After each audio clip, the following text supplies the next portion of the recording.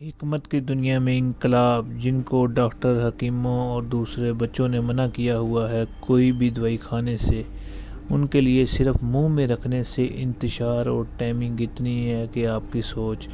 یہ گولڈن گولی اور سلور گولی صرف اسی مقصد کے لیے ہے، اگر آپ اسے دودھ میں ڈال کے دودھ میں ابالا دے کے گولی نکال لیں گے، دودھ پئیں گے، پورا دن نہ تھکن کا احساس ہوگا، نہ کمزوری ہوگی، اور انتشار بھی آپ کا انشاءاللہ پورا ہو جائے گا۔